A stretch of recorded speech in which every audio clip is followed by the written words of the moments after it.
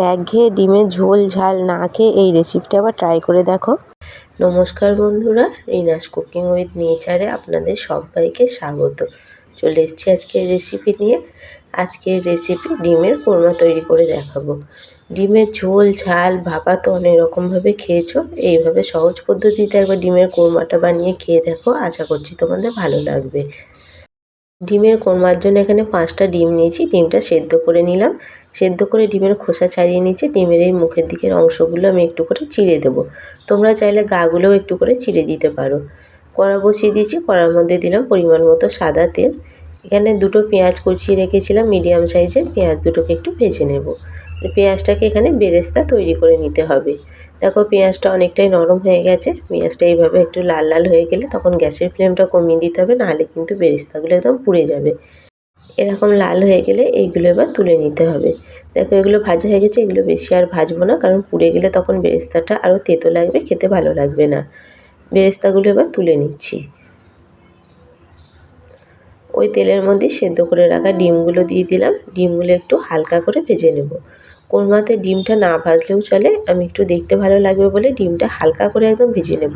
মানে হালকা একদম বাদামি রং ধরছে গাগুলো, দেখেই বুঝতে পারছো। এইরকম অবস্থাতেই ভেজে তুলে নিতে হবে। ডিম তো ভাজা হয়ে গেছে, সমস্ত ডিমগুলোই তুলে নিলাম। ওই তেলের মধ্যে ফোড়নে দেবো গোটা গরম মশলা। এখানে 2টো এলাচ, 3-4টে লবঙ্গ আর 2টো দারচিনি টুকরো নিয়েছি। ফোড়নটা ভালো করে ভেজে নিলাম। ফোড়ন ভাজা হয়ে যাওয়ার পর এখানে 3টে মিডিয়াম সাইজের পেঁয়াজ বেটে নিয়েছিলাম, পেঁয়াজ বাটাটা দিয়ে দিলাম। তোমরা যেমন পরিমাণে ডিম নেবে সেই রকম অনুযায়ী পেঁয়াজ বাটাটা একটু কম বেশি পরিমাপ করে দিয়ে নিও। পেঁয়াজ বাটাটা ভালো করে একটু নাড়াচাড়া করে নিতে হবে, যাতে পেঁয়াজের কাঁচা গন্ধ না থাকে। পেঁয়াজটা ভালো করে কষিয়ে নেওয়ার পর এর মধ্যে এবার দিচ্ছি আদা রসুন বাটা 1 চামচ। আদা রসুন বাটাটা দিয়েও খুব ভালো করে এটা কষিয়ে নিতে হবে, না আদা রসুন পেঁয়াজের কাঁচা গন্ধ যেন না থাকে। পেঁয়াজ আদা রসুন খুব ভালো করে ভেজে নিয়েছি। ভেজে নেওয়ার পর এখানে 3 থেকে 4 চামচের মতো টক দই ফেটিয়ে রেখেছিলাম। টক দইটা দিয়েও মশলার সঙ্গে ভালো করে কষিয়ে নিতে হবে।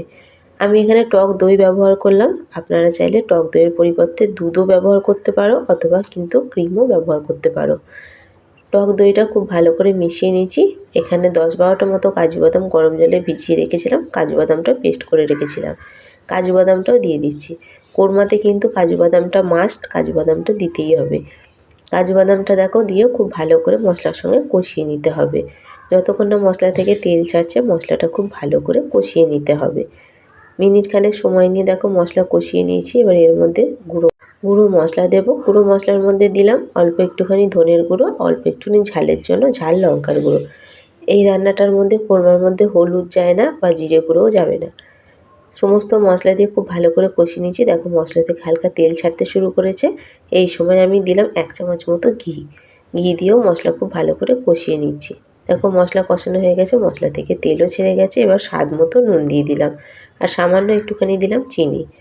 নুন আর চিনিটা খুব ভালো করে মিশিয়ে নিচ্ছি। দেখো মশলা খুব ভালো করে কষানো হয়ে গেছে। এবার পরিমাণ মতো জল দিয়ে দিলাম। জল দিয়ে গ্রেভিটা ভালো করে সমস্তটা মিশিয়ে নিচ্ছি। গ্রেভি ফুটতে শুরু করেছে। গ্রেভি ফুটে গেলে ভেজে রাখা ডিমগুলো দিয়ে দিচ্ছি। ভেজে রাখা ডিমগুলো দিয়ে খুব ভালো করে গ্রেভির সঙ্গে মিশিয়ে নিলাম। এবার ওপর দিয়ে অল্প 3 থেকে 4টে কাঁচা লঙ্কা চেরা দিয়ে দিলাম। এতে করে দেখতেও ভালো লাগবে, খেতেও ভালো লাগবে। এবার ওপর দিয়ে বেরেস্তাগুলো ছড়িয়ে দিলাম। বেরেস্তাটা খুব বেশি দেওয়া যাবে না, খুব বেশি দিলে কিন্তু গ্রেভিটা তখন তেতো হয়ে যাবে।